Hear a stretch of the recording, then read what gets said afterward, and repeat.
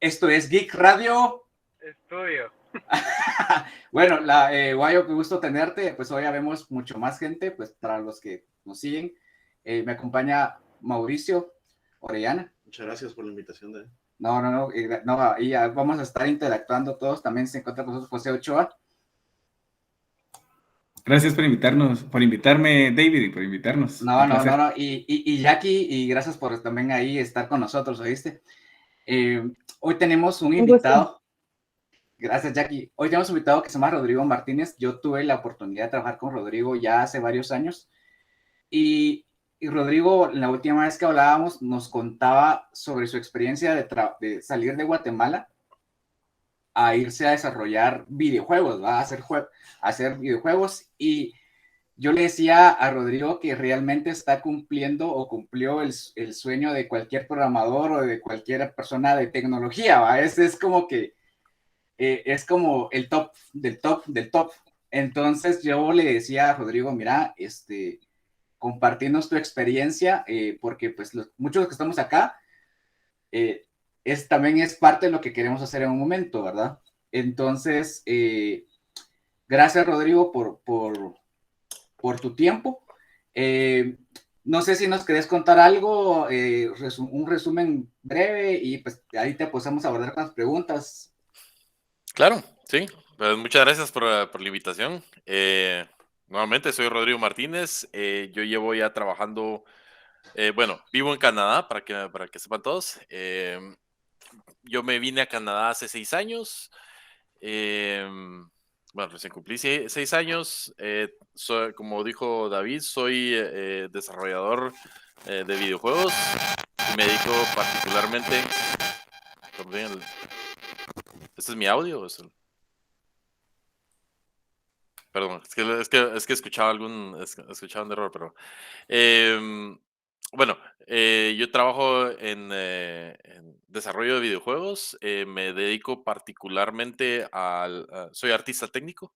Actualmente trabajo para una empresa que se llama Kabam, que es una empresa conocida a nivel internacional, porque tiene algunos juegos en el mercado. El más conocido es Marvel Contest of Champions, que seguramente cualquiera lo ha jugado en sus teléfonos móviles. Es un juego súper exitoso, ha estado en el mercado desde el 2014 y hasta la fecha sigue cosechando, sigue haciendo frutos, debido a que por el universo Marvel de cinematográfico que ha crecido tanto y nosotros nos hemos adaptado a ese mundo cinematográfico. Y bueno, sí, yo actualmente estoy trabajando en otro proyecto nuevo que se llama Disney Mirrorverse. Estoy directamente trabajando con Disney. Este es un nuevo videojuego dirigido exclusivamente para plataformas móviles también, que está basado en todos los personajes de Disney. Actualmente solamente este proyecto está en beta y solamente está disponible para algunos países como Canadá, China y, bueno, Asia y algunos países de Europa, pero próximamente, si Dios quiere, estaremos lanzando el año entrante, a principios del año entrante. Ujú. Wow, vos qué gran perfil y que todo lo que... Increíble. Sí, bastante interesante. Yo me digo, oh, Disney. Bueno, lo Sí, Marvel. el tema es de Sí, las marcas, babos, Ah, pero sí, la verdad es de primero felicitarte, babos. Y muchas gracias. la verdad es de que sí creo que vamos a aprender mucho de vos. Pues Rodrigo, mucho gusto. Pues como dijo Eduardo, felicitarte porque esos logros pues se merecen una felicitación, ¿verdad, mi amigo? Y Muchas gracias. pues, bueno, nada, pues nos gustaría que empezaras a contarnos cuál es tu perspectiva o cuál fue tu perspectiva antes y después de desarrollar videojuegos, ¿verdad? Claro. Pues, primeramente, y yo siempre he sido apasionado de los videojuegos, desde muy pequeño. Mi papá trabajó durante mucho tiempo para IBM y yo siempre tuve la facilidad de tener acceso a las computadoras gracias a esto. Y, y comencé desde muy pequeño a entrarme a los juegos de computadora, jugaba en una Commodore y luego el Atari Wow. Sí, es decir, yo me voy a 40 años atrás. Jugaba con mis primos en su Atari, justamente el cartucho de Atari, y posteriormente en el 85 cuando salió El NES. Nintendo. Sí, yo nunca tuve una consola en mi casa. Siempre me aproveché de mis vecinos para ir Me pasó los lo mismo. visitaba y jugábamos por tardes enteras. Es decir, no sé cómo realmente pasé el colegio con tanto tiempo que me dediqué a jugando videojuegos. Pero Tiene sí, sus frutos. Ya. sí, por supuesto. Siempre tuve, es decir, no soy gamer, eso es algo que es muy importante, que creo que es importante que lo diga, porque, es decir, mucha gente relaciona con que si yo desarrollo videojuegos es porque soy gamer y es que no sé, un- una cosa no se relaciona con la otra.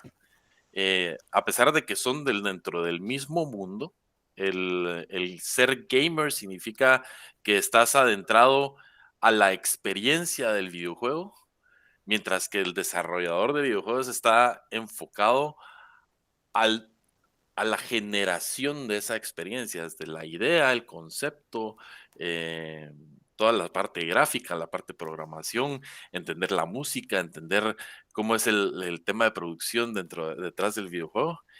Y en mi caso, donde se me despertó esa inquietud por conocer qué pasaba detrás de los videojuegos, fue particularmente con el juego de Mortal Kombat en 1992. eh, yo estaba en Estados Unidos, había ido con mi familia a Disney, eh, y en una de esas, en un centro comercial, me encontré fui a un arcade, y en el arcade me recuerdo re bien que estaba la, la- el arcade de las Tortugas Ninja, que era para 4 personas, y era genial ese juego. Genial. Eh, Luego también estaba el de los Simpsons, y vi el de Mortal Kombat, y cuando vi el de Mortal Kombat era el que más gente tenía. Por eso me llamó la atención, porque era la que mayor cantidad de gente tenía. Estaban jugando al mismo tiempo. Y lo interesante de esto era ver cómo lo realista, cómo habían podido hacer que en lugar de ser personajes generados a computadora, uno estaba viendo personas peleando entre ellas, era algo inconcebible. Y yo decía, ¿qué está pasando detrás de esto? ¿Cómo pudieron hacer esto? ¿Cómo es que yo puedo mover y presionar un botón y golpea, patea, etcétera? Y esa curiosidad me comenzó a entrar a partir de ese videojuego, y a partir de ese entonces siempre me llamó más la atención de todo lo que ocurría tras bambalinas de todos los videojuegos. Em, Comencé a adentrarme más en conocer acerca de 3D, del desarrollo de 3D, con diferentes programas que existían en su momento. En aquel momento existía todo era Pixar, o sea, todo era propietario de Pixar. ¿Y Y videojuegos?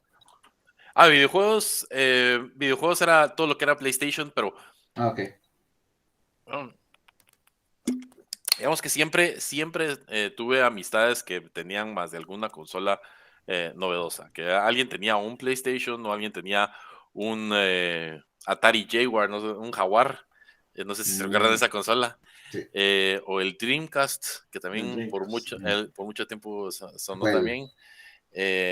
Pero yo sí me conocí todas las consolas que había por haber, porque siempre encontraba más de alguien que tenía una consola en particular, que jugaba un tipo específico de juegos, y me daba curiosidad de qué hacían esta consola distinta sobre la otra consola, la pelea de Sega contra Nintendo, que durante mucho tiempo estuvo el Genesis y el NES. Ujú. Y de ahí posteriormente, pues, es decir, por azares de la vida, no, cumplí 18 años, bueno, me dediqué a otras cosas en la vida, pero siempre tuve esa chispa de los videojuegos, siempre la tuve latente, pero no fue algo que nació sino hasta ya pasado el 2010 que comencé a experimentar nuevamente esa curiosidad. Es decir, cuando finalmente pude, es decir, comencé a jugar videojuegos nuevamente, yo recién casado, Mm. mi esposa en su momento se molestaba conmigo porque me sentaba en la computadora después de un día de trabajo Eso y nunca te va a dar prácticamente... de comerle, te dijo. No, por supuesto, eso era lo particular, que siempre fue algo curioso de que yo me sentaba y me pasaba largas horas jugando. En ese tiempo era el 2011, yo estaba jugando Arkham Asylum de Batman Ujú, ujú. y era, En el me Play. parecía, no, para PC. Me parece. Ok. Sí, y, y siempre, o sea, decir, yo soy fanático de todo el mundo cinematográfico de DC, de Marvel, de Star Wars, todo lo que está allá. Ujú. De Marvel, ¿verdad? O sea, es decir, Ahorita eh, José también va a sacar su playera de Star Wars, mira. sí, no, yo de todo, es decir, em, De la me cultura pop, por decirlo así, sí, ¿no? exacto, exacto. Yo crecí con esa cultura pop y es algo que siempre me ha llamado la atención. Soy mucho más fanático de la ciencia ficción y tal vez creo que esa es otra de las cosas que me impulsó a mí a que mi imaginación me alimentaba muchísimo para querer hacer cosas, ¿no? Yo creo que de ahí es esa es mi raíz de donde comencé a tener ese gusto por querer aprender más allá de solo jugar videojuegos. Quería hacer Mm. algo más allá de esto, ¿no? Digo, qué Sí, excelente, interesante. la verdad que sí. Una perspectiva muy distinta a la que todos tenemos, ¿no? Porque uno solo se dedica a jugar, a jugar, a jugar. Sí, Pero el tener el interés de lo que hay atrás de un videojuego, eso es otro. sí, Sí, la verdad es de que creo que en algún momento todos hemos tenido como que esa curiosidad, pero no hemos dado ese paso a vos. Entonces, tal vez si nos puedes contar o nos puedes ahí decir cuál fue ese detonante, esa chispa que vos dijiste, de este punto marcó el antes y el después de venir y decir yo no, dejo lo que tengo, dejo lo que sé para aprender algo nuevo. O sea, claro. para vos, ¿cuál fue ese punto, ese día cero, lo llamarían, ¿verdad? Digamos que fueron varios factores los que me afectaron a mí o los que me invitaron a mí a querer hacer algo distinto con mi vida. Digamos que llegué a una crisis de edad media eh, en el que yo trabajé durante 16 años en telecomunicaciones. O sea, siempre estuve vinculado al tema de telecomunicaciones, de las computadoras, pero no de los videojuegos. Y yo quería hacer algo distinto con mi vida. Realmente llegó un punto en el que me sentí eh, que había topado mi límite. Yo había llegado a un punto donde decía, si va a haber algo más allá, es algo que no me llena, no me satisface a mí en lo personal y yo siento que necesito hacer algo que realmente alimente mi vida y que me haga hacer feliz. Y tengo que buscar específicamente qué es eso que me hace a mí hacer feliz y cuál es el sacrificio que debo hacer para que yo sea feliz con esa cosa. Y la experiencia de los videojuegos fue algo así que por muy al azar. em, a mí siempre me llamó la atención hacer modelos en 3D. Eh, Mi hermana es arquitecta y ella durante mucho tiempo se dedicaba a hacer renders de sus maquetas Ujú. y yo me involucraba con ella para ayudarla a hacer las estructuras y trabajaba con ella en CAD y en AutoCAD y luego ella hacía el renderizado con Rhino o otros motores de renderizado. Yo por mi parte me comencé a curiosear y descargué Blender y comencé a jugar un poco con Blender cuando Blender ni siquiera sonaba o apenas era un software que medio sonaba por ahí atrás. Ahora es gigante. Pero donde a mí me dio la chispa de decir, tengo que hacer algo distinto fue porque, primero que todo, vamos a hablar del tema sociocultural, económico de Guatemala y luego el tema personal de qué quiero hacer con mi vida. En el tema sociocultural, social de Guatemala, en esos tiempos, pues, o sea, yo trabajaba con David y seguía trabajando en telecomunicaciones. Yo recién había nacido mi segundo hijo. Sentía que me estaba costando salir adelante. Yo no tenía una carrera, es decir, yo siempre me dediqué a sacar certificados y tenía certificados en Cisco, trabajé para el Alcatel-Lucent y tenía certificados del Alcatel-Lucent, sabía mucho de redes, tenía CCNAs, CCDAs, etcétera, pero no tenía una ingeniería, nunca me dediqué a una ingeniería como tal.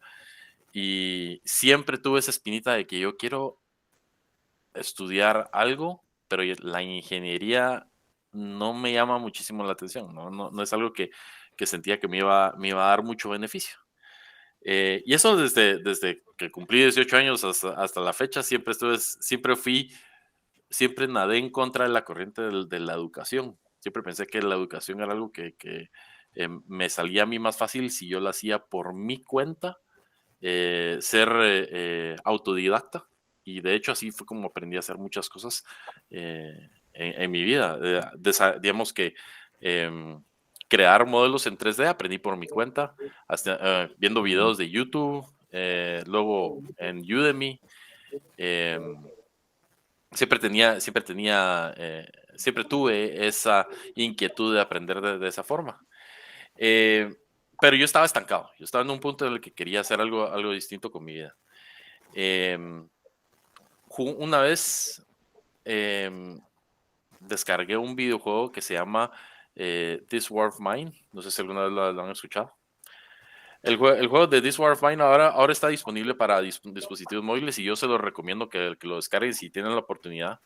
Este juego fue vital para mi decisión de querer hacer videojuegos, y la razón específica va por esto.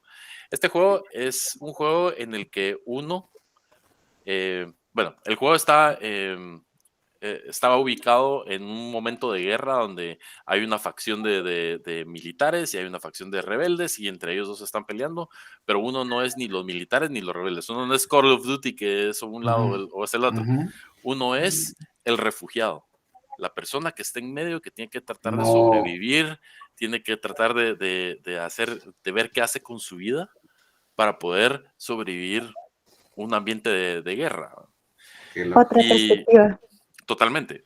Sí. Y es decir, no me hubiera imaginado que podía existir un videojuego en el que pudiera jugar con las emociones de una forma tan directa. Y el juego comienza con 3 personajes. La primera versión del juego comenzaba con 3 personajes, 3 refugiados que estaban en una casa.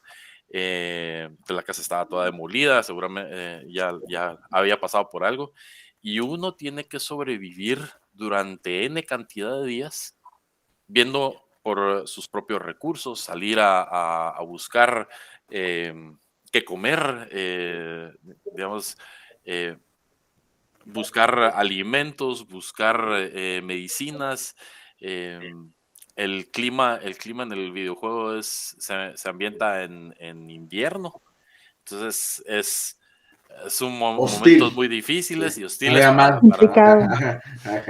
Hacen que todo sea muchísimo más complicado. Sos tipo el pianista, solo que jugándolo. Exacto. Básicamente el videojuego es el pianista en el juego. Pero las cosas que realmente lo afectan a uno profundamente es... yo de una vez les voy a quemar con un preview del primer día. El primer día uno sale a buscar alimentos, y en al primer lugar donde uno usualmente visita es una casa donde está hay 2 ancianos. Está el señor y la señora, y la señora está enferma. Y uno entra a la casa y el señor ruega, y te ruega y te dice, por favor, no se lleve mi comida. Puede tomar cualquier otra cosa, pero no se lleve mi comida y mis medicinas porque mi esposa está enferma. Y entonces juega con tus emociones al punto de decir, ¿será que me porto? O sea, ¿será que Me porto tomo una buena onda, pero actitud? me muero. Exacto, Oh, me porto buena onda y me muero, no les dejo las medicinas, o realmente digo, no, mi sobrevivencia va pues sobre la primero. de ellos. Exacto. Entonces, o uno decide llevarse las medicinas y la comida de ellos, o dejárselas y tener la bondad y la piedad y regresar a casa sin nada. Con, es decir, con el problema de que en casa te está esperando una persona que esté enferma mentalmente o que está enferma físicamente, que poco a Ujú. poco se está muriendo de pulmonía, y etcétera, etcétera. Y uno tiene que hacer algo al respecto de ese lado. Eh, Tristemente, uno llega un par de días después a esa casa donde están los ancianitos y uno encuentra a los ancianos muertos. Alguien Alguien más más, alguien lo hizo. más Se fue. hizo lo que Y uno se, no no hace. solo le robó la comida, sino que aparte se los echó. Exacto. Y entonces, A la gran. un videojuego que tenga ese tipo de profundidad, ese tipo de manipulación emocional, eh, Crudeza hasta cierto punto. sí, Sí. y donde yo lo veía muy importante en este tema de los videojuegos es de que cuenta una historia de la cual nuestra cultura, nuestra sociedad no es extraña a. El Guatemala como sociedad ha pasado por muchos de estos problemas, eh, ya sea por la guerra civil que tuvimos o incluso hasta hoy en día, donde, es decir, la fragilidad que tiene la vida humana a tal punto donde sí hay gente que tiene que lucharse el día a día por tener que salir adelante y sobrevivir con el mínimo posible y ver qué hace al respecto. Esto en un videojuego fue lo que me dijo a mí, esto es lo que quiero hacer yo. Yo quiero desarrollar videojuegos o quiero trabajar en una industria donde en algún momento yo pueda crear un videojuego que deje te mueva tus sentimientos. Que te Porque yo transmita lo siento que que, ese juego te transmitió. exacto, y es que yo creo que Sí. todos los videojuegos generan ese tipo de experiencia de una forma u otra. Ya sea jugando Mario Bros. O jugando, no sé, Zelda o Mortal etcétera. Kombat. Ajá. Sí, pero lo bonito de todos los videojuegos es de que, o lo bonito de entender cómo funcionan los videojuegos es de que todo genera un tipo de experiencia, un tipo de emoción, un tipo de correlación. Yo les puedo decir a ustedes, ¿alguien se recuerda de Mike Tyson Punch Out? Ah, Sí. Y, y se transportan a un momento sí, en su no, infancia. Se escuchó la Se, alegría en su voz. exacto, sí, exacto. no, Se transportan a su infancia y puedo esperar, estoy seguro de que ustedes se pueden recordar en el momento exacto, en el punto exacto, donde ustedes tenían el control con quién estaban jugando, sus amistades, sí. la alegría, la emoción de le gané a Mike Tyson y es decir, todo ese, Me sudaron las manos ahorita. sí, y es decir, y eso lo generó una memoria, una experiencia por un videojuego. Sí, Que Sí, ni siquiera mueve las emociones, o sea, no es un juego que mueva las emociones, es decir, peleo y derribo a sí. Mike Tyson y gané, Mm, pero va más allá de eso. La experiencia de convivir con las demás personas y tener una experiencia de mutua y que genere una memoria que cualquiera de ustedes que ahorita se recordó de Mike Tyson, seguramente se acordaron, de mi amigo de la infancia, de mi sí, vecino, de mi primo, de quién sé yo, con quien jugaron. Y seguramente si pudieran agarrar el teléfono y mira, ¿te acordás de cuando jugábamos Mike Tyson? Y eso es lo bonito y lo fantástico de los videojuegos. Em, Mi gana de hacer videojuegos comenzó a crecer tan fuerte que comencé yo a desarrollar. Primero, yo en mi tiempo libre lo que estaba haciendo era, bueno, trabajaba durante la mañana en la empresa y luego regresaba por la tarde comencé a aprender a hacer modelos 3D y y encontré no, es que varios mercados en línea donde comencé a vender mi arte.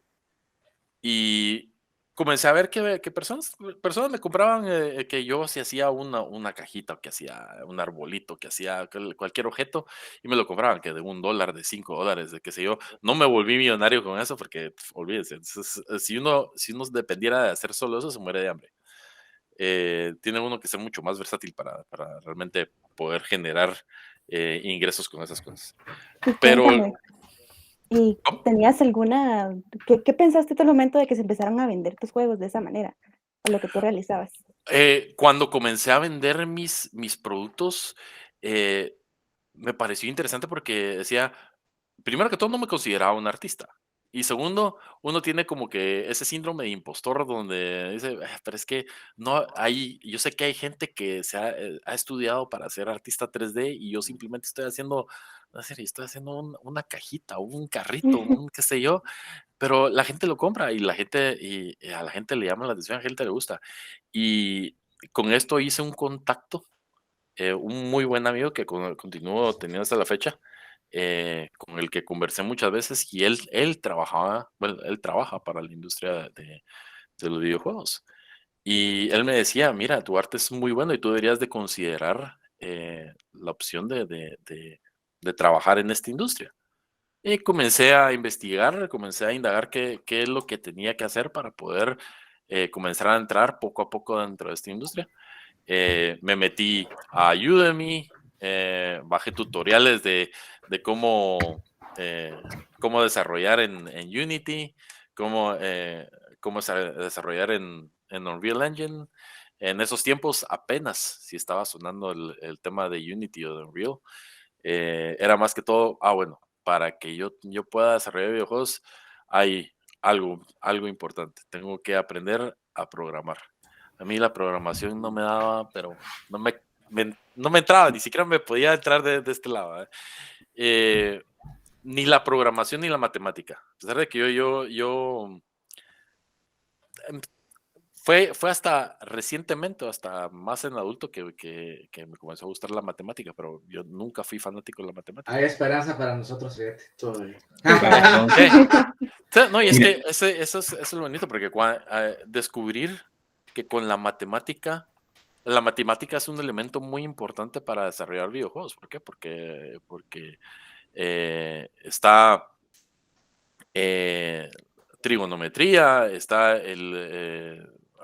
uno aplica Pitágoras a diestra y siniestra, y luego aprende uno dentro de los videojuegos que, por ejemplo, para saber de que un objeto ha colisionado con otro, uno tiene que medir la distancia media entre los puntos, entre el centro del objeto y el otro objeto. Sobre todo si son círculos, es mucho más fácil porque la distancia del centro tiene que ser, de centro a centro tiene que ser menor a la distancia de la circunferencia de ambos. Y así sabe uno que colisionaron esos dos objetos, ¿verdad? Por ejemplo, es un ejemplo que les estoy dando de cómo saber en videojuegos cuando colisionan. Pero eso se da a base de fórmulas matemáticas. No me hubiera imaginado. Todo regido por física. Sí, al final, exacto. ¿va vos? Y es decir, todo no me hubiera imaginado que requería conocer de esos elementos en particular para poder hacer videojuegos.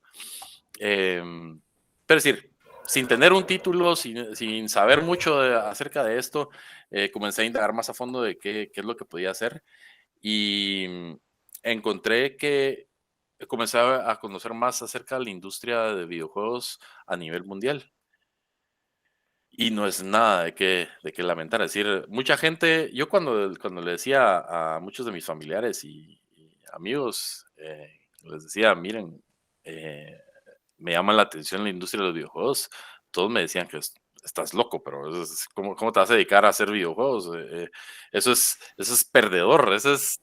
Sí, No pero vas a Rodrigo, vivir Sí, de te eso. vas a morir de hambre. Sí. solo pregunta, o sea que, digamos, vos, digamos, tal cual, o sea, hablando de lo mencionado, ¿verdad? O sea, te fuiste de un mundo totalmente diferente, porque usualmente, bueno, vos sabes de que yo estudié infraestructura, que de hecho todavía estoy, pero el que sabe de infraestructura no sabe programar, ¿va? ¿Cuál era o sea, tu perfil me decías que era de redes, telecomunicaciones, era un perfil bastante, digamos, de fierros, de físico, ¿verdad? Y cosas que no están relacionadas con la programación. Ese era tu perfil, ¿verdad? Claro, exacto, exacto. Y de programación, honestamente, lo que más sabía era HTML, es decir, todo programación web. Ese era mi máximo conocimiento. Si a mí me decían que a estas alturas yo iba a saber de C++ o de C Sharp o de Python, que es lo que más uso ahora en el diario vivir, eh, nunca me hubiera imaginado que tenía que utilizar esos lenguajes, ¿verdad? Y en Mira, algún Rodrigo, momento, perdón. Yo te tengo ahí una pregunta, porque a mí me llama mucho la atención, cabal, lo que comenta David, y es sobre, vos estabas en el área o estabas en redes, y yo quisiera saber, o tal vez nos podrías contar, si vos pudieras decirnos, este era mi perfil antes de entrar al mundo de los videojuegos, porque a mí se me ocurre que, o sea, yo la percepción que tenía es, primero tuviste que haberte, o sea, empezado una carrera de Claro. videojuegos para después decir, ok, o de diseño o algo por el estilo, pero me gustaría saber cuál era ese perfil, el que tenías antes de, porque lo que nos acabas de convertir es, o sea, a todos nos hace soñar, porque decís, no, o sea, no lo sabía y ahora es mi diario vivir. Claro, claro. Pues podemos verlo de la siguiente forma. Yo tenía, ¿cómo decía? Me había certificado en Cisco para desarrollar redes y tenía un CCDA que es diseño de redes. Solo con la palabra diseño le podría decir que ese era uno de los primeros puntitos. Yo creo que siempre me basé en abstractos o en el abstracto de lo que yo sabía hacer, pero lo estaba enfocando de una forma errónea. Y a lo que voy es de que estando en telecomunicaciones y, es decir, programando entre comillas routers, realmente no es un tema de programación, sino que es un tema de comando. Parametrización. Parametrizar, Exacto, tal vez. exacto, es parametrizar, es dar una serie de instrucciones que ya están previamente escritas, no es una programación como tal, ¿verdad? Eh, pero uno se sentía como programador. Es decir, yo me puedo meter en un router y puedo programar, pero no es el concepto.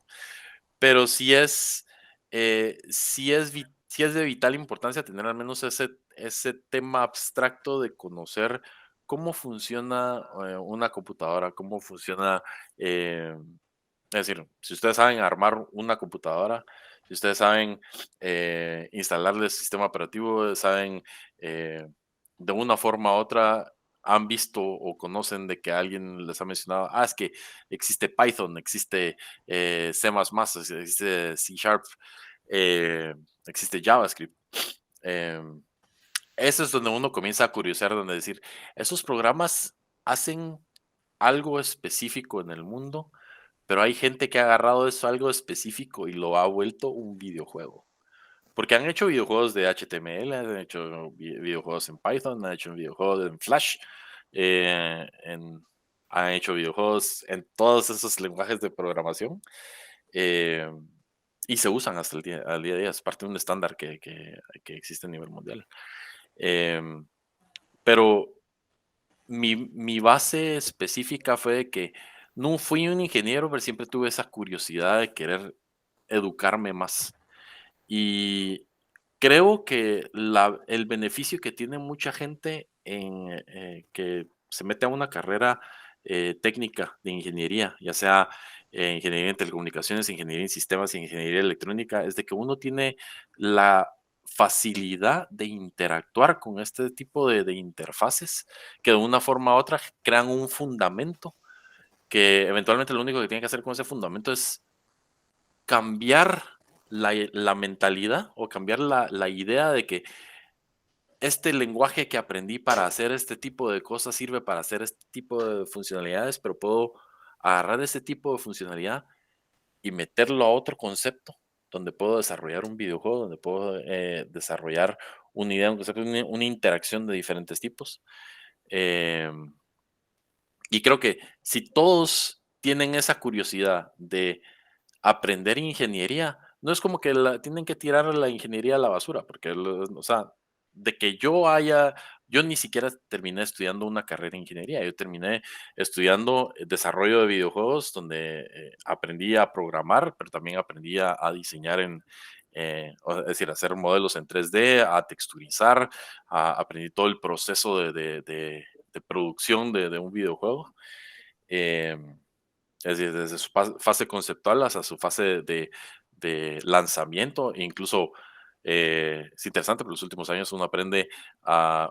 A mí me tocó hacer durante el último año un proyecto donde tenía que sacar un videojuego eh, en base es decir, simular la creación de un videojuego desde su concepto hasta su realidad, hasta su venta. Y entonces, también el tema de, si ustedes tienen una certificación o estudiaron para ser administrador de proyectos, project managers, eso existe en la industria de los videojuegos.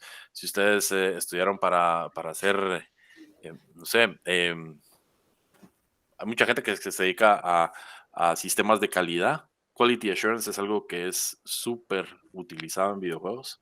Vital. Es de vital importancia porque todos los productos, no sé, y yo les digo, trabajando en Kabam, en esta empresa de, eh, videojuegos para dispositivos móviles, uno recibe tanta retroalimentación de los usuarios que se quejan por minuciosidades.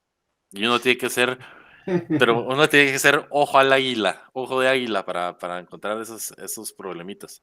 Esos Y eso, ya boxitos. eso es, sí, ya eso es lo que las empresas le invierten fuertemente a gente y contratan jugadores que encuentran esos bugs, esos problemitas, y por esos problemitas les pagan. O sea que es una industria que que tiene potencial para todos, siempre y cuando tengan esa curiosidad de lanzarse a hacerlo. Em, Porque me voy mucho por la tangente en hablar de esto, pero regresando a la pregunta, yo simplemente cambié mi mentalidad utilizando todos los recursos que tenía o mi conocimiento que tenía previamente. eh, y fue algo que creo que es puntual de todos, son dos cosas. Uno, no dejen que su infantilismo o el hecho de ustedes, o decir, su niño interior, no dejen que se muera solo porque la idea de la vida real es que ustedes no pueden pensar en cosas de niños para siempre, ¿no? O sea, yo aprendí a ser niño nuevamente creando videojuegos. Y segundo, tampoco desechen todo lo que han aprendido hasta el día a día, porque si ustedes tienen esa inquietud de crear algo nuevo, estoy seguro que ustedes tienen todas las capacidades posibles por hacerlo. Simplemente lo único que tienen que hacer es agarrar toda su experiencia previa y reenfocarla en otros conceptos que son de beneficios. Uno encuentra esos caminos en videojuegos donde, como les digo, o sea, administradores de proyectos, si uno quiere ser administrador de proyectos de una empresa de videojuegos, hay esos trabajos. Hay trabajos de programadores, hay trabajos de artistas, hay trabajos de músicos. Los músicos son súper bien pagados en la industria de videojuegos. Pero sí, o sea, siempre mantengan esa curiosidad, siempre es de mantener esa curiosidad abierta para poder lanzarse a ese tipo o ese Rodrigo, mundo. mira, te tengo una pregunta y me llama la atención ahorita que decías de que es, o sea, todo lo que hemos aprendido y todo lo demás, pero te quiero lanzar así, no va a ser muy random, pero si comparas tu productividad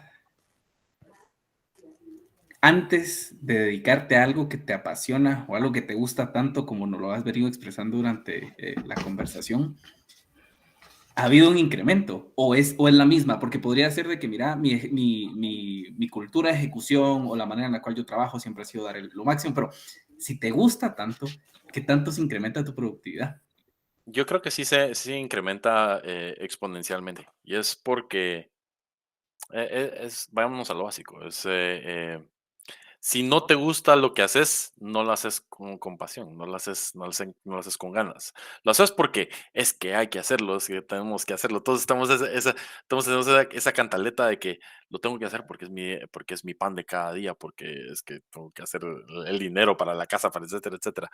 Eh, Siempre uno alimenta o condiciona su producción de acuerdo a, a lo que está obligado uno a hacer. Distinto a lo que a mí me apasiona hacer, no me condiciona de qué tan buenos voy a hacer, pero sí me ayuda a ser mucho más proactivo porque estás haciendo las cosas que te gusta, querés ver resultados que realmente querés. O sea, que el tema de apasionarse por una, y es que no solo es en videojuegos, sino que el tema de apasionarse por una carrera es de vital importancia y creo que ese es un problema que existe en la educación ya a nivel mundial, es de que muchos jóvenes salen del colegio, salen de la escuela, con 18 años, no tienen ni idea qué van a hacer con sus vidas, se enfocan en hacer para lo que son mejores para hacerlo en algún punto u otro de su vida, porque el papá le dijo, mira, es que sos bueno para las computadoras, mira, es que sos bueno para la mecánica y que te gustan los carros, que te gusta, no sé, sos bueno para la construcción porque eras buenos para los legos, dedícate a ser ingeniero civil o arquitecto, ¿ah? Y uno dice, bueno, me dedico a eso porque para eso soy bueno, pero no es lo mismo para eso soy bueno que para eso quiero ser, o lo que Oh, quiero eso yo me ser en gusta. mi vida, ¿ah? O eso es lo que me gusta, ¿ah? Exacto. Yo justamente tuve esa incertidumbre cuando cumplí 18 años. Eh, Mi mamá trabajaba en la industria de la aeronáutica y mis papás me dijeron, mira, puede ser cualquier cosa que quieras en la vida, menos piloto. Piloto aviador prohibido. ¿Qué creen que era mi pasión? O sea, mi pasión principal a mí siempre me ha gustado la aviación. Yo soy fanatiquísimo de la aviación. Y que los papás le digan a uno, mira, puede ser cualquier cosa menos piloto aviador. Ese es el primer, digamos que el primer fracaso de que uno se encuentra porque dice, bueno, me voy a dedicar a hacer de todo lo que soy bueno, pero no de lo que quiero hacer. Y si ustedes encuentran esa aptitud de yo voy a hacer lo que quiero hacer desde muy temprano, van a ser muy exitosos a largo plazo. Porque yo la encontré a mis 35 años. Y ahora tengo 42 años. Pero yo la encontré justamente a esa edad media donde afortunadamente por mi vida me dio la oportunidad de tener ese cambio. Y que claro, o sea, mi esposa también me ayudó muchísimo, tener ese apoyo de ella, de yo decirle un día, mira, en Canadá hay oportunidad de ser exitoso haciendo videojuegos, porque ella había encontrado también de que yo era muy apasionado a los videojuegos y porque ese juego de This War of Mine me había afectado emocionalmente de una forma que no se imaginan. O sea, yo después de jugar ese videojuego comencé a investigar más a fondo acerca de los refugiados, acerca de cómo es la vida de estas personas en tiempos de guerra, a ver de qué forma yo podía ayudar. Porque queda uno con esa espinita de, no puedo creer que un videojuego me afectó mi mentalidad o me afectó mi estado emocional a tal punto que yo quiero hacer algo al respecto. Pero entonces también el querer hacer algo al respecto significaba de que haber visto que todos esos videojuegos o todos los videojuegos que yo estaba experimentando en su momento me estaban alimentando mi gana de yo crear mi propio contenido, de yo crear mis propias experiencias. Y eso es lo fundamental de lanzarme a esta vida de desarrollo de videojuegos, ¿no? ¿Y en algún momento tú llegaste a sentir que no ibas a triunfar en este mundo? ¿Cómo te sentiste cuando te fuiste de acá? Mm, Totalmente. Ahí, todo es a base de recuerdo. Yo afortunadamente tengo buena memoria y siempre recuerdo de esos días. Yo recuerdo mi último día en Guatemala. Y se los voy a contar así brevemente. Mi último día en Guatemala fue eh, un... eh, era viernes, eh, era del 4 de septiembre. eh, Mi esposa y mis hijos no podían irse porque yo ya había conseguido mi visa de trabajo, perdón, mi visa de estudios para irme a Canadá, ya tenía todo preparado, ya tenía dónde llegar, pero a ella le faltaba su visa de trabajo y a mis hijos les faltaba, es decir, faltaba todo un montón de papeles y al final de cuentas o era ahora o era nunca. Yo tenía que hacer esto en septiembre o era ahora o nunca. o no se podía. Un par de meses atrás, es decir, un par de meses atrás, yo había comenzado a trabajar en la empresa donde trabajaba David, y, bueno, a mí durante mucho tiempo me costó entrar a la empresa donde él trabajaba y el que yo haya llegado con el gerente 2 meses después y decirle, mira, disculpa, pero me salió una oportunidad en Canadá y me voy. Creo que hasta la fecha todavía se quedaron un poquito sentidos conmigo. Yo creo que si llego a tocar la puerta ahí, Seguro. ya seguramente no Ya. me la vuelven a abrir, ¿verdad? Pero era algo que o me adentraba a hacerlo o me adentraba a hacerlo. Lo tenía que hacer porque era el punto crítico. Yo había llegado a ese punto crítico donde tenía que hacer ese salto. Eh, bueno, pero este día en particular yo escribí un blog. Yo tenía un blog donde escribía acerca de mis temas personales. Y en ese blog, yo estaba sentado en el aeropuerto cuando escribí en ese blog acerca de eh, la diferencia entre estar o digamos que vivir en un país como Guatemala y salir por cualquier tema que sea, ya sea de que si sale de refugiado o si sale uno a vivir unas experiencias o si huye del país o si, qué sé yo, o sea, cualquiera de las razones por las cuales invite a una persona a ya no querer estar en ese país, sino que uno dice, es que mi vida está en otro lado. Yo siempre me he visualizado estar en otro lado. Eso ya fue algo que yo traía durante mucho tiempo latente dentro de mí. Y en ese blog escribí justamente que no es, no es tan difícil dar el siguiente salto, pero sí es difícil ver hacia atrás y ver todo lo que uno deja atrás. Y uno comienza a evaluar que deja amistades. Es decir, honestamente, o sea, decir, mis primeros meses en Canadá fue yo solo. Solo yo aquí en Canadá, estudiando, trabajando, haciendo mi propia vida. eh, Renuncié a Guatemala, renuncié a mi trabajo, renuncié a mi vida, me despedí de mis amistades, me despedí de mi familia. Em, yo tengo una abuela que, gracias a Dios, todavía sigue viva, pero ella tiene 97 años. Y, y mi hermana también mi hermana vive en Atlanta. Y ella, más que nadie, sabe exactamente lo que yo pasé de esa misma forma, porque yo tuve que literalmente ir con mi abuela y despedirme de una forma de despedirme para siempre. Porque lo difícil de estar en el exterior o de estar lejos es de que uno no sabe en qué momento cualquier persona parte, cualquier persona fallece. Y uno tiene que aceptar esa realidad y es encontrarse con esa realidad humana donde hay muchos sacrificios que uno debe hacer para poder alcanzar los sueños.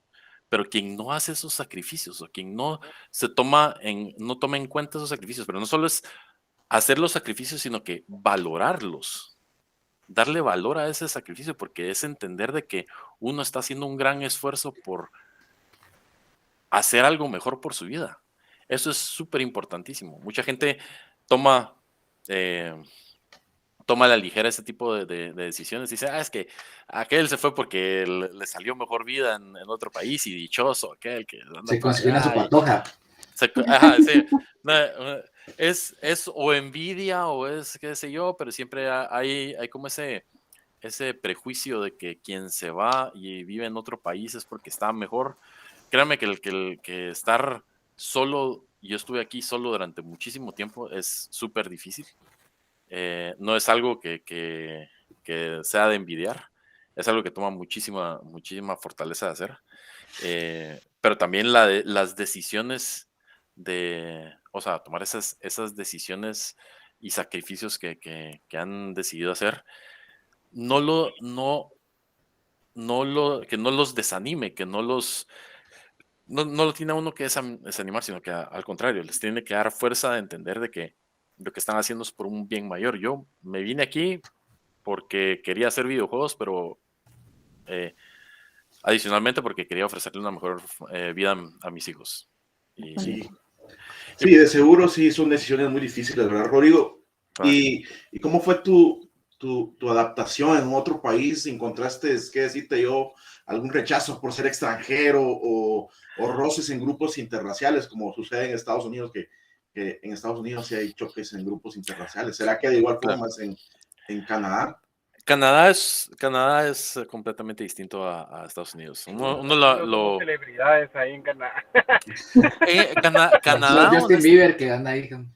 sí, no se imaginan la cantidad de artistas canadienses que existen, sobre todo Ryan Reynolds es el que más suena por Es el aquí. ícono. Sí. No, pero los canadienses son súper amigables. Y, por ejemplo, la experiencia de ese día que yo me fui, yo tenía que hacer escala en Estados Unidos y luego a Canadá.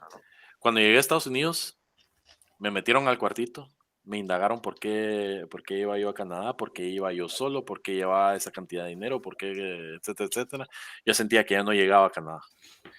Claro. Y sobre todo, policías prejuiciosos porque mi nombre es José Martínez y porque es que suena a narcotraficante. Eso siempre le dicen a una. Y Se me hace el Chapo Guzmán, te digo. exacto. No, es súper difícil, pero saltando de Estados Unidos llega uno a Canadá y lo recibe a uno el mismo policía de migración y bienvenido, ¿qué viene a hacer por acá? Vengo a estudiar, qué bueno, y me recibió ¿y a qué viene a estudiar? Vengo a estudiar videojuegos, genial, esa industria a mí De siempre me ha esos llamado la necesitamos atención. acá. Ajá, sí. Lo Miren, más reciben a tenga uno. $200 que la ¿No tenía amigos usted? Pues lo reciben a uno de una forma muy amistosa. Canadá tiene gente muy amable, muy cortés, muy, muy cálida, realmente. Para el clima inhóspito que tiene este país, es gente muy cálida. O sea, sí es verdad lo de son world citizens, Sí, que les llaman. totalmente. O sea, los canadienses se pueden adaptar a cualquier país o cualquier circunstancia porque tienen esa apertura. Son personas, o sea, realmente sí son gente y saben, gente que sabe valorar el corazón y sabe valorar la persona por su integridad. No ven colores, no, digamos que aquí son daltónicos, porque no ven el color de piel de las personas, sino ven de qué está hecho esa persona. Eso es creo que lo que más yo aprecio de Canadá. Sí, la Qué humanidad de los interesante. Perdón. Sí, a mí me llama mucho la atención que muchas personas no se van probablemente o no toman esta oportunidad por el miedo a que vaya a ser muy diferente, ¿verdad? Claro. Por ejemplo, que hay cositas que de repente aquí son de una forma y que vamos a experimentar cierto choque cultural, ¿verdad? No sé Sí, cómo te sentiste tú con eso. sí existe Aparte de un extrañar las serio. tortillas. Las Aparte, tortillas. mire, le voy a decir cosas que yo extraño de Guatemala. Primero, los chucos. Es decir, yo aquí no existen. Aquí no hay Chuco Power. Sos mi yo compa. yo pago $1,000 por un chuco. Ahí te me daban unos dos. Congelado. ¿Cuántos están los boletos para allá y de vuelta? Mucho les digo aquí. Todo, mire. Vamos a poner una línea de chucos a Canadá. De Sí, exportación. sí, no quedaría nada mal. El pan de Guatemala, es decir, el pan de las panaderías de Guatemala, pan fresco, no se compara. ¿Qué? Aquí habrán aquí hay, pero no se compara con esa labor humana que tiene los latinos de crear, sobre todo la comida, es lo que creo que es lo que más le afecta a uno en cuestiones culturales.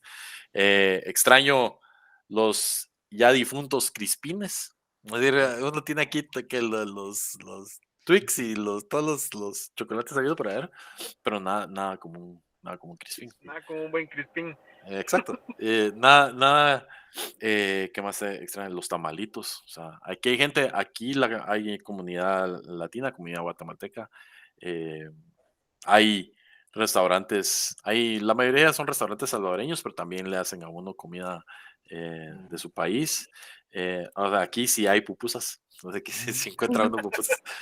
No hay chucos, pero sí hay pupusas. Pero sí hay pupusas, exacto. Entonces uno ya medio se acostumbra a Es las algo. pupusas, ¿no? ¿Y cómo es la Eh, relación con otros latinos?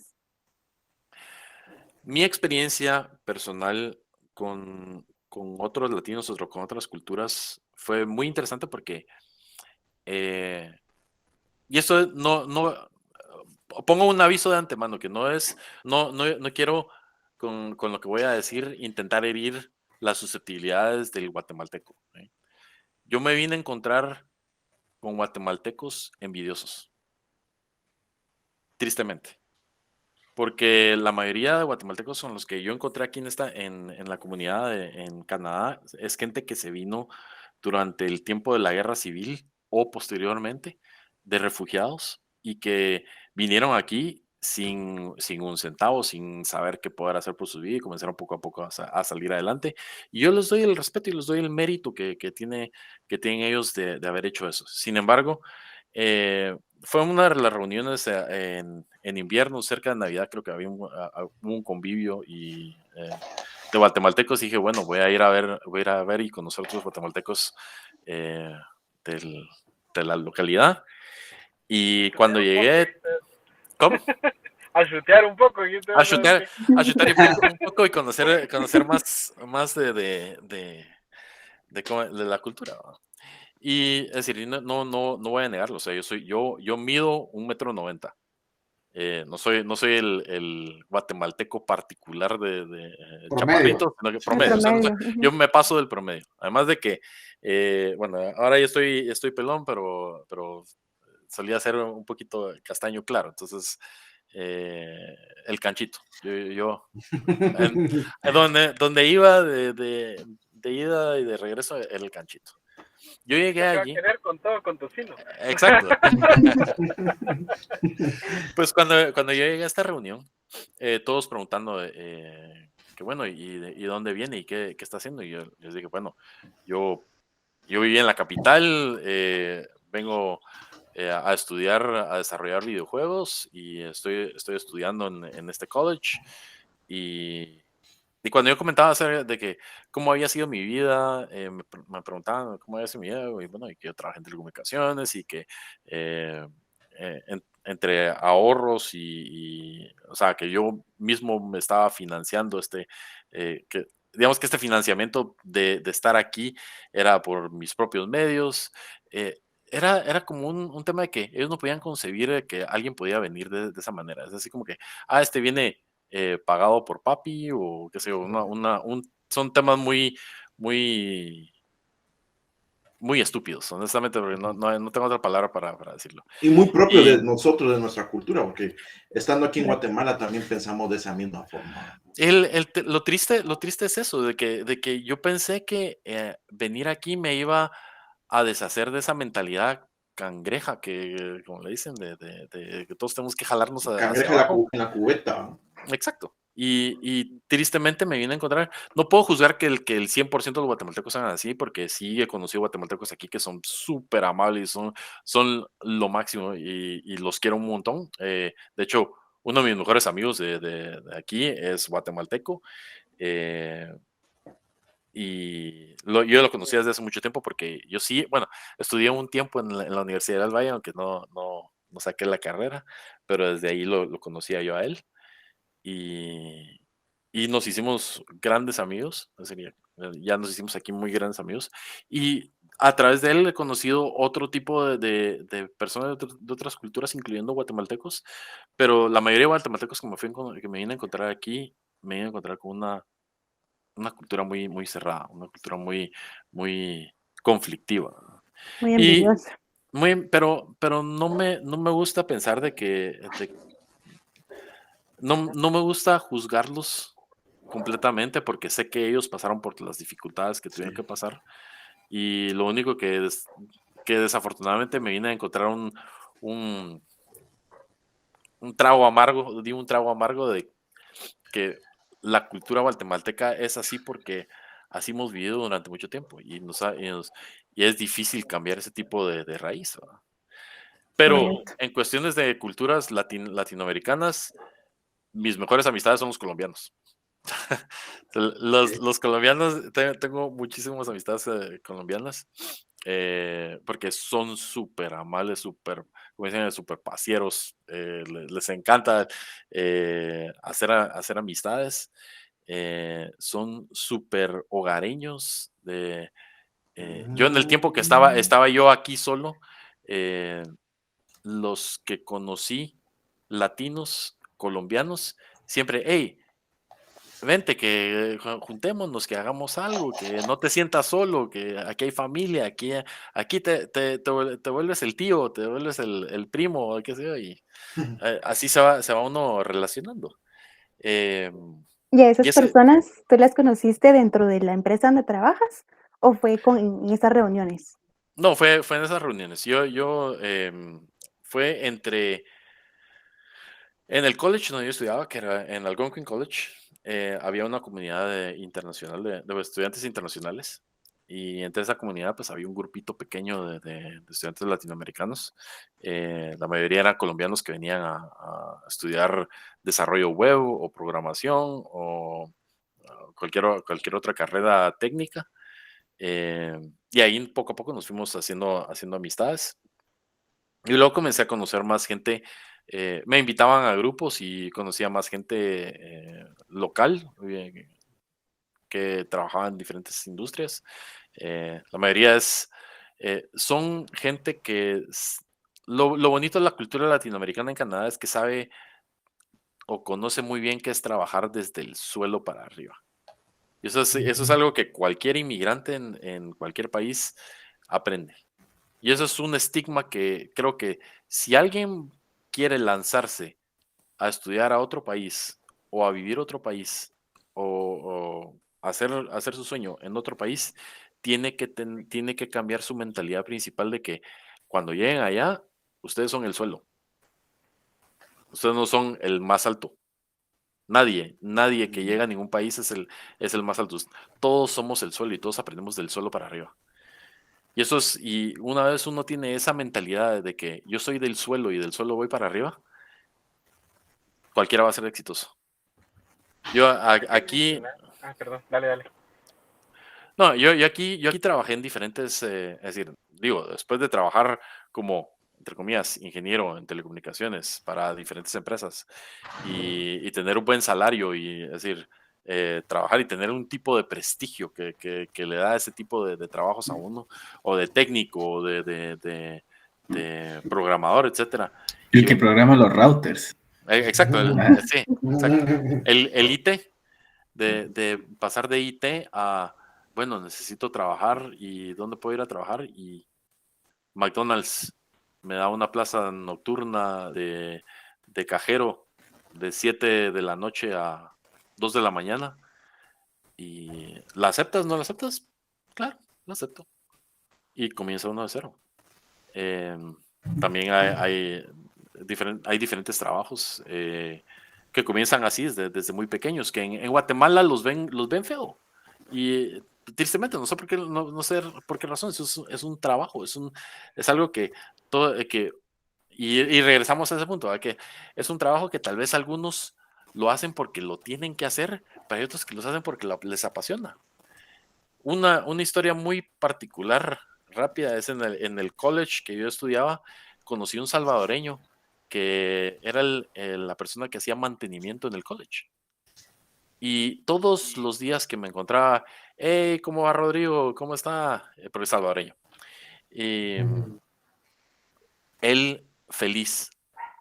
Iba todos los días, entraba, hacía la limpieza, trapeaba, saludaba a toda la gente, platicaba con quien podía platicar, hacía los baños, hacía, etcétera. O sea, hacía todo el tema de limpieza del college entero. Y nunca en ningún momento lo vi frustrado o lo vi con una cara de esto no me gusta hacer. Y una vez le pregunté, mire, siempre lo veo feliz, ¿y por qué es? Porque me gusta mi vida, me gusta lo que estoy haciendo. Y yo, pero, o sea, eso es lo que usted añora hacer. Y me dijo, mire, yo ya trabajé en muchos, yo fui mecánico, en El Salvador fui mecánico, tuve mi propia empresa, me vine aquí y de aquí comencé de cero y tuve que comenzar a hacer esto. Y ya llevo 15 años de estar haciendo esto. Y esto es lo que le está pagando la universidad a mi hija que está estudiando para ser ingeniera. Y eso es lo que a mí me apasiona. Y es lo que a mí me gusta. Y por eso es que lo hago con felicidad. Porque además trabajo en un college donde veo gente todos los días que corre de arriba para abajo, que me saluda, que platico, que hago amistades. ¿Qué trabajo? Si no le ofrece eso uno ese trabajo, ¿por qué voy a estar enojado? ¿Por qué voy a estar molesto?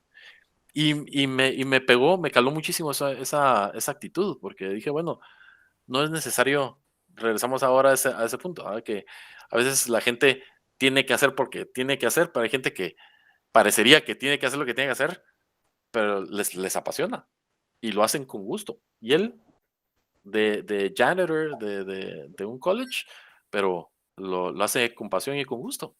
Eso es admirable también, Qué gran enseñanza, la verdad. Sí, claro. fíjate, mira, ahorita me hace mucho eco con esto que nos contabas, pues el tema del síndrome del impostor.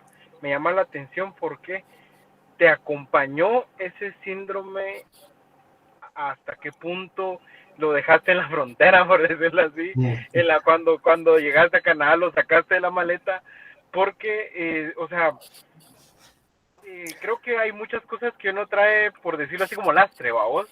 Como Sí. lastre y en qué momento, como te digo, me hacía mucha repercusión el síndrome del impostor, porque muchas veces uno dice, no, esto no lo merezco, tal vez está, por ejemplo, el conserje, no, tal vez él sí merece, porque, o sea, ¿en qué momento vos como que tal vez no superaste, sino que dijiste, no, sí soy merecedor de esto, me lo he ganado a pulso y ya no me importa, vos, o sea, yo le voy a dar para adelante y que sea lo que tenga que venir, vos.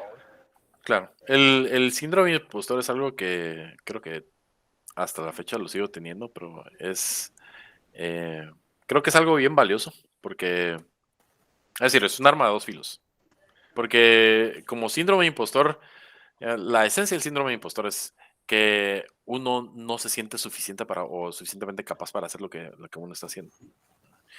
Y es bien difícil, sobre todo en el día a día.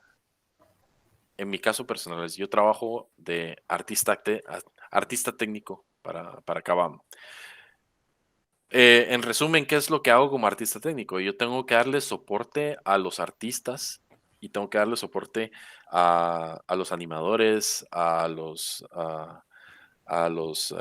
modeladores 3D, a, digamos que a toda la gente que se dedica al medio artístico de una forma técnica. Yo tengo que aprender a comunicarme bien entre lo que ellos quieren hacer y lo que los programadores tienen que hacer. Y también tengo que saber la discreción entre qué es lo que yo como artista técnico puedo hacer, hasta dónde llega mi límite y qué es lo que ya el programador puede hacer que yo no tengo que hacer.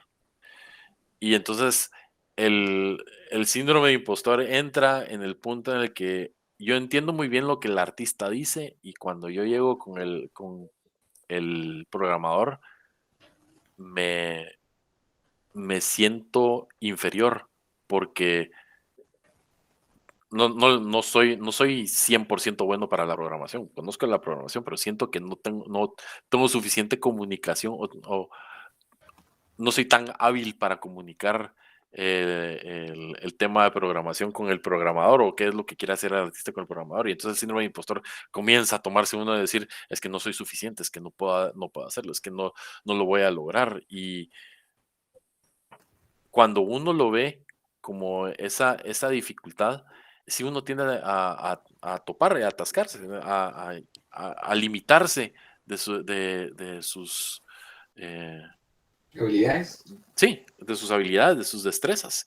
Y, y realmente solo es dar un paso atrás y ver, bueno, mira dónde estás. Y si estás donde estás, es decir, si yo estoy como artista técnico en una empresa tan enorme como con la que trabajo, es porque te lo has merecido, porque lo has ganado, porque tu trabajo lo ha demostrado, porque tu experiencia lo ha demostrado, porque tenés conocimiento que lo demuestra, que, que se reconoce. Y entonces uno tiene que poner ese síndrome al lado y decir, bueno, es es mi diablito que me está diciendo no podés, no querés, no vas a hacer, etcétera, etcétera, cuando realmente uno tiene todas las destrezas y capacidades, es simplemente uno que comenzar a creer en uno mismo, eso es lo más difícil que uno suele tener. Rodrigo, mira, ¿sí? perdón, mira, ahí la verdad que me encanta lo que decís porque a veces, como decís vos, uno padece de ese síndrome y decís a las que no me siento en ese nivel. Pero por otro lado, para hacer un contraste, por ejemplo, ahora estamos viviendo una época también de meritocracia, ¿verdad? Que la gente también se cree de que porque ya saqué la U, hey, ¿dónde está mi viaje a Europa o a trabajar a Canadá como vos? Claro. Entonces, ¿cuál sería para vos ecualizar ese punto medio para que decir, bueno, tampoco que mi cabeza vuela a las nubes y no creerme más que los demás, pero tampoco creerme menos, ¿va? ¿Cuál ha sido tu experiencia y cómo lo has modulado vos? Sí, ahí es donde entra esa discrepancia o sea, esa dificultad entre decir qué tan lejos puedo llegar con lo que yo sé a qué tanto le estoy casaqueando a mi empleador, Sí. ¿verdad? Ajá. O sea, no es mentira. Hay mucha gente que se casaquea a los empleadores y dice, no, pero es que mire, o sea, yo soy pero expertísimo en hacer X, Y, Z y cualquier cosa. O sea, yo le hago los mandados y regreso con los ojos cerrados.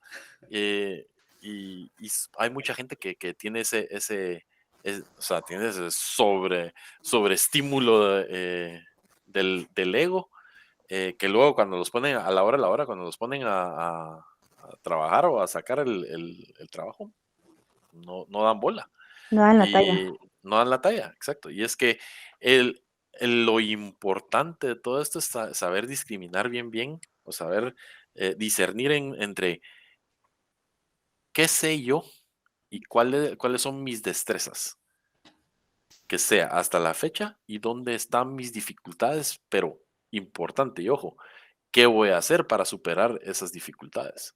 Porque ese es de los problemas esenciales que se encuentra uno en cualquier día.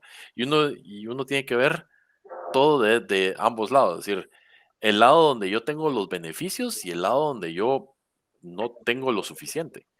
Y cuando no tengo lo suficiente, tengo que ver qué voy a hacer para lograr esa suficiencia. Entonces, la meritocracia, sí es cierto. O sea, el problema, digamos que el problema de la juventud, sobre todo que de los nuevos estudiantes nuevos graduandos, es de que sienten que, bueno, ya tengo el título, ahora me merezco todo. Es que no es eso. El título no te da competitividad. Y eso es Me lo encantó esa importante. frase. El título no te da competitividad. Porque Es cierto. lo más importante, si ustedes no se sienten con hambre de competir, no salgan afuera. Tengan su MBA, saquen 5 MBAs y sean ingenieros y doctorados y no sé, o sea, maestrías, o sea, tengan cualquier cantidad de títulos. Si ustedes no tienen competitividad, si ustedes no tienen hambre de hacer las cosas, o sea, cualquier esos títulos no van a valer absolutamente nada. Lo que vale es el hambre. Y ese hambre de querer hacer las cosas, de superarse, de salir adelante, de ver, saber, de entender de que ustedes tienen un límite, ustedes han llegado a un límite y ese límite tiene otras dificultades por arriba. ¿Y qué es lo que yo tengo que hacer para superar esas dificultades y llegar a ese siguiente límite? Y son escalones. Y va uno por diferentes escalones.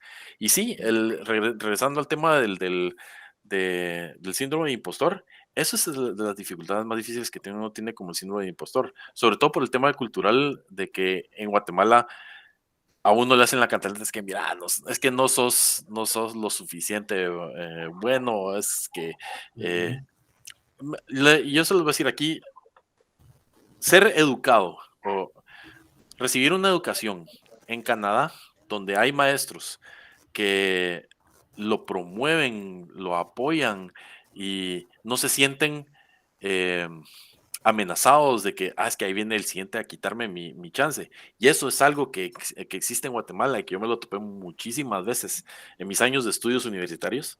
Y por eso es que no saqué, o sea, si vamos a la raíz del caso, yo siempre tuve problemas con la educación en Guatemala porque me encontré con muchos maestros que me hacían muchas trabas para poder salir adelante porque sentían de que yo era un peligro para ellos. Qué raro, nosotros también tenemos unos iguales, ¿no? No serán los mismos. Seguramente. Todos tienen los mismos maestros. Esa es una mentalidad que tiene que cambiar y cambia con ustedes, con esta generación tiene que cambiar, porque también parte de la competitividad es también aprender a hacer cosas en equipo. Ojo, yo trabajo para una empresa que de más de 1,000 empleados. Yo le doy soporte a 32 artistas. Yo tengo que aprender a cómo trabajar en equipo. No es a trabajar yo solo. Somos 5 artistas técnicos en mi grupo y entre todos nos compartimos la tarea. Y si yo no puedo hacer algo, yo hablo con mi compañero y mira, hacemos esto. Es trabajo en equipo, no es trabajo solitario.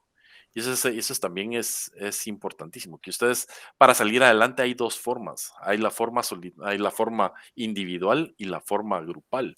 Tienen que aprender a hacer ambas formas para poder salir adelante. Tienen que aceptar que ustedes son buenos hasta cierto punto y que van a ser mejores si tienen a estas personas a su lado o si tienen a este equipo a su lado.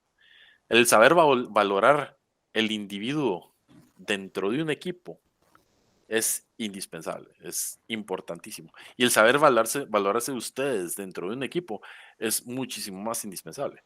Porque entonces en cualquier carrera que ustedes se quieran desarrollar, si ustedes sienten esas dificultades de que es que no puedo trabajar en equipo porque la mayoría se sienten como que presionados o que sienten que yo les voy a quitar el chance, eso es lo que limita a que muchos podamos cumplir nuestros sueños, porque siempre nos topamos con ese que nos dice, mira, es que no son suficiente, y tal vez son muchísimo más que suficientes, son mucho mejores que la persona que les está diciendo eso, pero por el simple hecho de que ya está enraizado en la cultura de decirle, mira, es que no sos suficiente porque me vas a venir, porque inconscientemente me vas a ir a quitar el trabajo, te tengo que hacer esa cantaleta.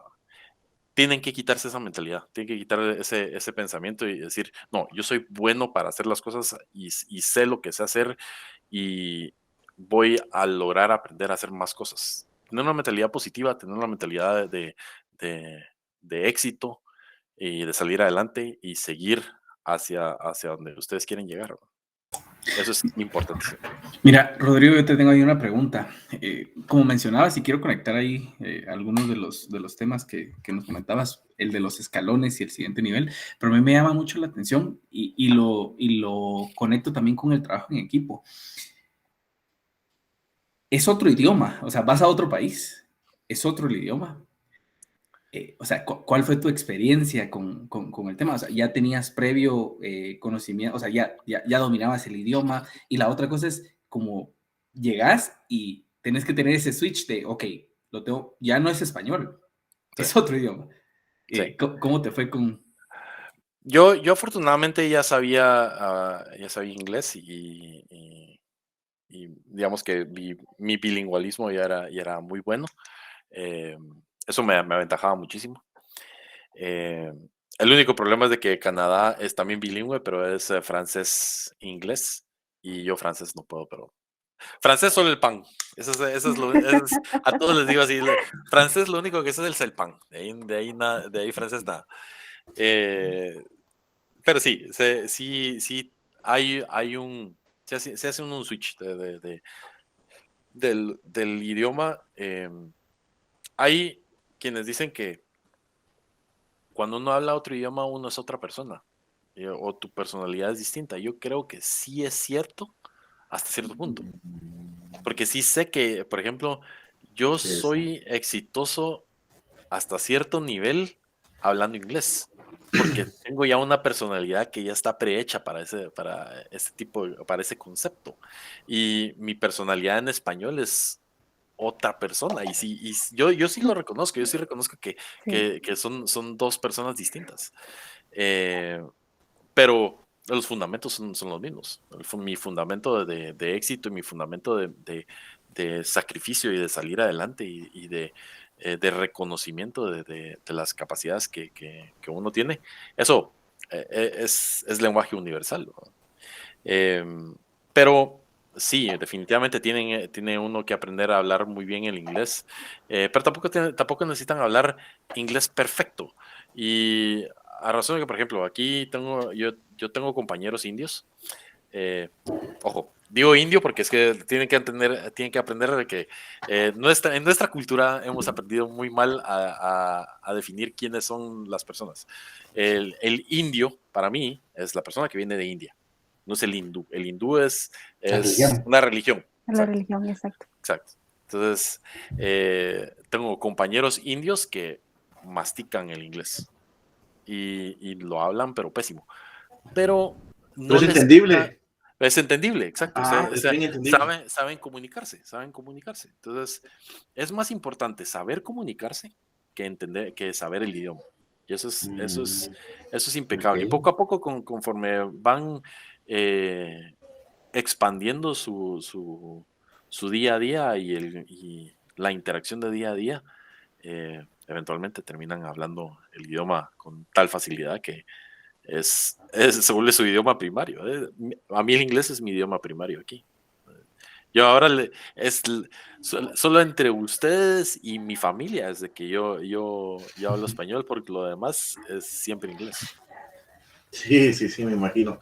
Rodrigo, algunos consejos para poder nosotros o a los que llegue este podcast de cómo investigar acerca de becas o algo por el estilo, ¿verdad? Sí, bueno, no sé, a partir de la pandemia sé que cambió muchísimo el tema de las becas universitarias para visitar otros países o estudiar en otros países, pero no es imposible. Sí hay varios lugares que todavía siguen otorgando becas universitarias para estudiar en diferentes universidades en toda la región de Canadá. Hay universidades en Saskatchewan, en Alberta, en Quebec. En Ontario también hay algunas, pero la mayoría son en estas regiones que les digo. Quebec es muy particular porque en Quebec se habla mucho solo francés. Bueno, sí hablan inglés también, pero es muy poco más. El idioma principal de Quebec es francés. Pero hay mucho latino en Quebec que ha logrado colocarse con becas en- en estos lugares. Eh, Específicamente no tengo sitios web, pero sí en internet hay varios lugares donde puede uno recibir becas de diferentes tipos. Lo importante es que siempre mantengan un nivel de estudios muy alto y tampoco se desanimen o que, es que porque soy medio para la progra, Los no lo voy a hacer, 61, ¿verdad? claro.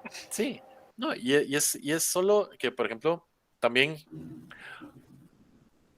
una de las cosas más importantes si ustedes quieren hacer algo, tienen que saber de estrategia. Y estrategia es eh, un ejemplo específico. Un compañero mío brasileño vino a Canadá estudiando diseño web y vino a sacar una carrera de un año de diseño web. A la mitad de la carrera de diseño web conoció gente que estaba desarrollando videojuegos y dijo, ¿y si me dedico a eso? Y entonces terminó su estudio de diseño web, recibió un permiso de trabajo, que les da un permiso de trabajo de 1 o 2 años, dependiendo de la cantidad de años que han dedicado a los estudios. Y trabajando, dijo, bueno, me voy a meter a un préstamo y le entro a otro, le entro a una carrera de desarrollo de videojuegos. Y así fue. O sea, comenzó estudiando una carrera, becado de una carrera específica y terminó sacando otra. O sea, terminó sacando una segunda. Ah, qué Que excelente. fue, pero es Es estrategia. estrategia, ¿no? Sí, o sea, Proponerse metas uno a corto, mediano y largo plazo exacto. O debe sea, ser vital, ¿verdad? sí, y es importante que también, es decir, sepan el tema económico, que obviamente no es fácil, Sí, pero sí. no es imposible. O sea, no es imposible tampoco. O sea, si no reciben una beca, tampoco es imposible, no es el fin del mundo. Y estrategias. O sea, o sea, en la empresa que trabajo yo, tenemos oficinas en Vancouver, en Quebec, en Montreal, en San Francisco y en Austin, Texas. En Ontario no hay oficinas y yo vivo en Ontario.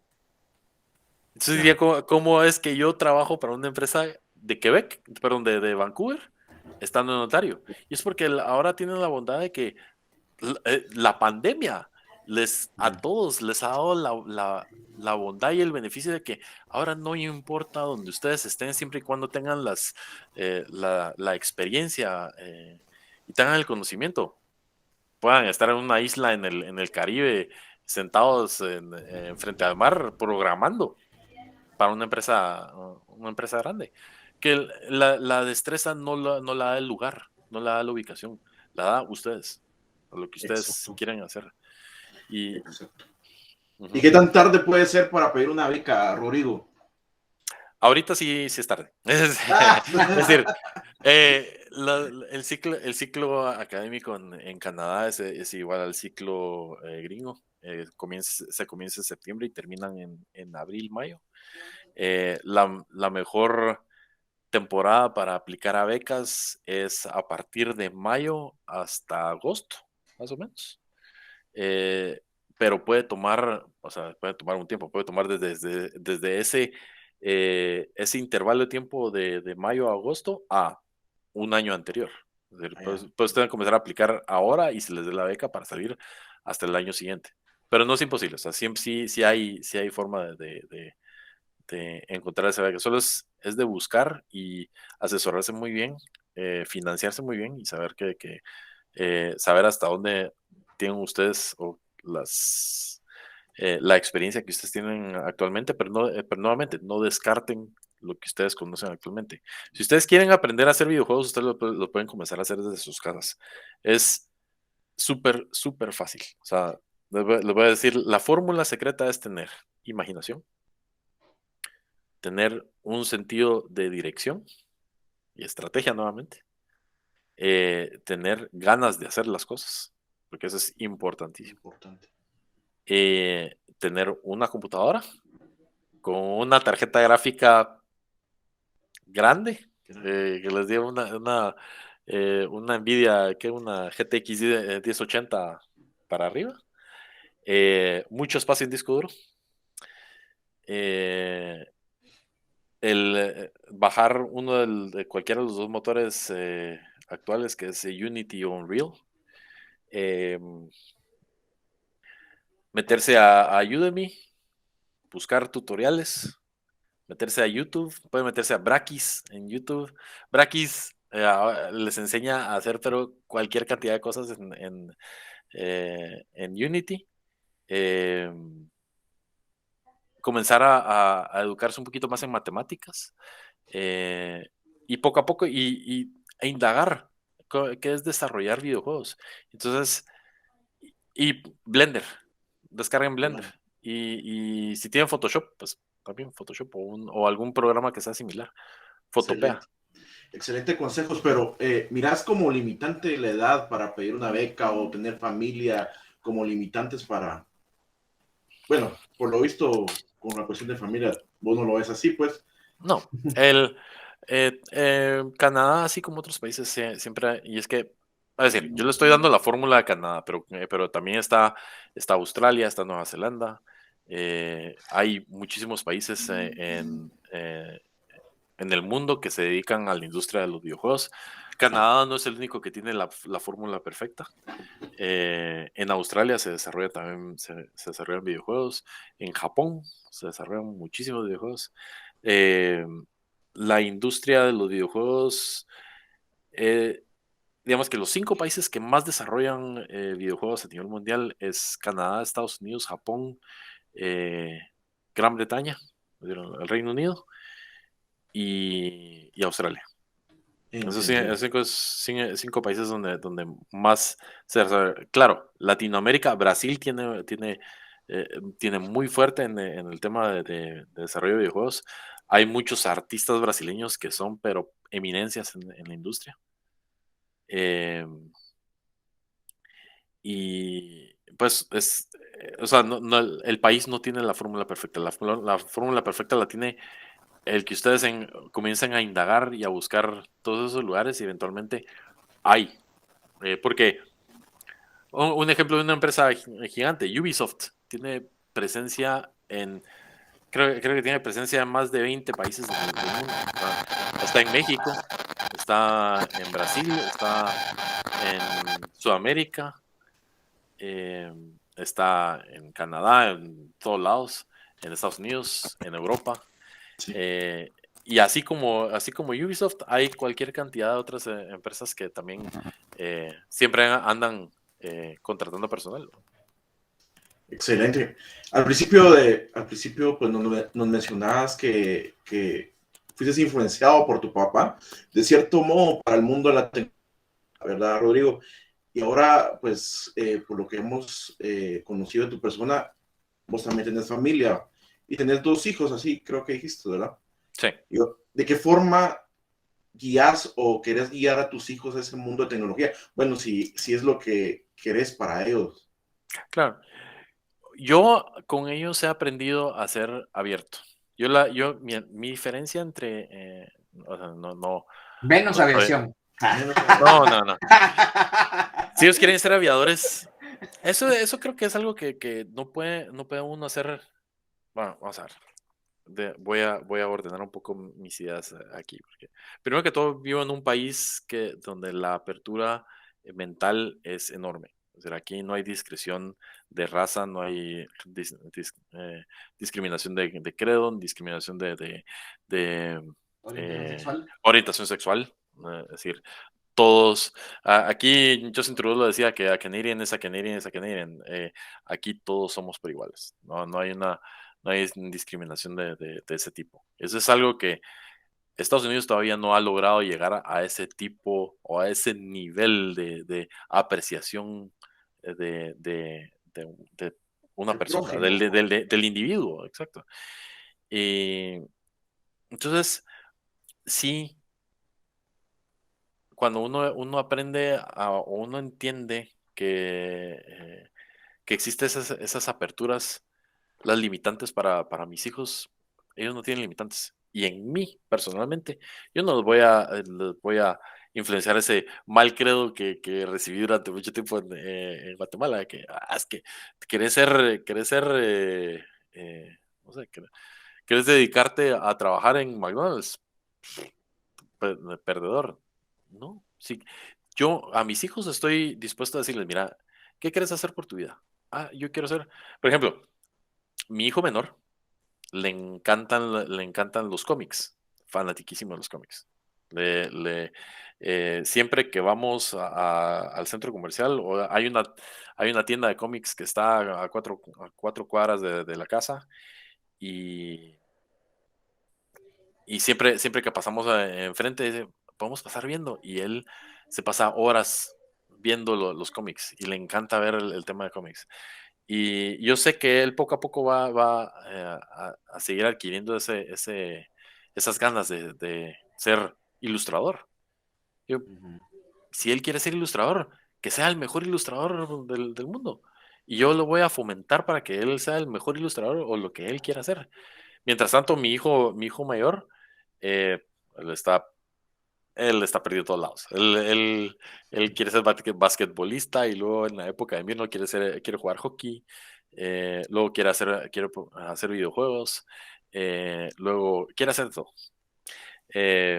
Eventualmente va a encontrar su rumbo, pero para lo que él quiera hacer, una vez tenga él el conocimiento y el talento, yo voy a fomentarle que ese conocimiento y talento lo aprecie y lo explote y sea lo mejor que puede ser para eso y que sobre todo nunca pierda esa pasión de hacer esas cosas, porque sin pasión la vida es imposible.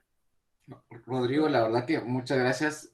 Mira, de momento, digamos, el podcast, digamos, de esta parte que es realmente Rodrigo como persona y cómo las preguntas de Jackie, cómo afrontaste tus miedos, cómo fue que llegaste, pues la verdad que a mí, a pesar de que hemos hablado, realmente no me dejan de impactar porque es una historia bastante real de un hermano, un compatriota que está haciendo cosas geniales, ¿verdad?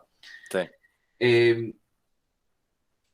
De momento, o sea, tenemos más preguntas, pero son preguntas más técnicas y las quisiéramos abordar en un segundo podcast, como habíamos hablado, ¿verdad? Porque Sí. para no hacerlo muy cansado y para ti, ¿verdad? Pero, digamos, por Yo tengo toda ahí... la noche, si ustedes quieren. No, la verdad que nos da pena, o sea, y nos gustaría que fuera un poco más tranquilo, ¿verdad? Claro. Pero digamos, tal vez el siguiente viernes o dentro de 15 para que pudiera ser así más técnico. Realmente este podcast era un poco más, digamos, de conocerte y entenderte y realmente nos emocionaste, a mí me emocionaste bastante. Y ya la segunda parte es un poco más técnica, ¿va? Sobre los motores. Hablábamos con José y, por ejemplo, una pregunta que tenía por allá que le decía, ¿qué pudo haber salido mal con Cyberpunk? O sea, ¿qué pasa ahí, verdad? Entonces, Claro. pero realmente te queremos agradecer tu tiempo ahorita. La verdad es que, pues, te agradecemos un montón. No sé si alguien quiere hablar, pero la verdad que quiero agradecerte por tu tiempo. Sí, pues tal vez solo de transmitirte o dejar o darte el, ¿cómo te diría yo? El feedback de que posiblemente lo que te transmitió el juego, ese juego que nos comentabas en su momento, posiblemente alguno de nosotros también nos lo transmitiste ahorita, vos, sin necesidad de haber desarrollado o sin necesidad de haber jugado algún videojuego trabajado por vos. Claro. Saber que tu simple experiencia, creo que de forma personal lo puedo decir, transmitió cierto sentimiento, transmitió cierta inquietud y despertó esa curiosidad a vos. Entonces te lo agradezco también de parte personal. Dice que tanto como los que estamos acá, como los que puedan escuchar este podcast, pues espero que también despierte esa curiosidad o despierte ese anhelo y ese afán de decir, bueno, si no estoy bien con lo que estoy haciendo, pues busco algo, no solo me conformo. Entonces te agradezco por ese sentimiento que me transmitiste, por esas ganas, vos, de querer ver qué hay más allá de mis limitantes, de mi síndrome de impostor, de todo eso, o sea, traspasar esas barreras y quitarme esos miedos, vos, y creo que sería lo único que te podría decir y darte gracias, vos. No, gracias también por esas palabras. Pero a mí siempre me gusta pensar que a quien yo pueda llegar y transmitirle, aunque sea un poquito de mi anécdota,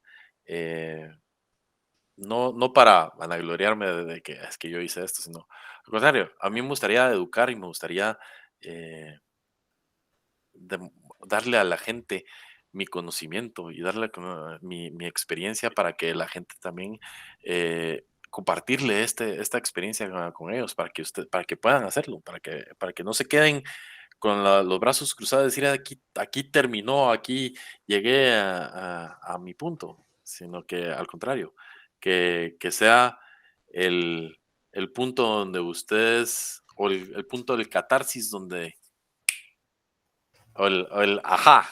Aquí es donde tengo que comenzar a hacer, Eureka. a partir de hoy, el eureka, a partir de hoy cambio mi forma y sigo haciendo y voy a hacer algo completamente distinto. Eso. Muy bien, por mi parte también te quiero agradecer mucho. La verdad que como dicen los compañeros, sí es muy, muy inspiradora tu historia, ¿verdad? Es una historia de éxito, la verdad. Y pues de verdad que esperamos que todas las personas que estén escuchando esto también se animen, porque pues es muy importante pensar en el futuro y tu fórmula del éxito que está muy interesante también. Te lo agradezco mucho. Muchas gracias. Yo también creo que me dejaron de último, pero súper súper inspiradora la historia. Fíjate que me siento identificado porque a veces creo yo de que para que alguien triunfe en el extranjero, tenemos como la idea de que tiene que pasarla súper mal y tiene que ir sin ningún recurso, no puede financiarse nada.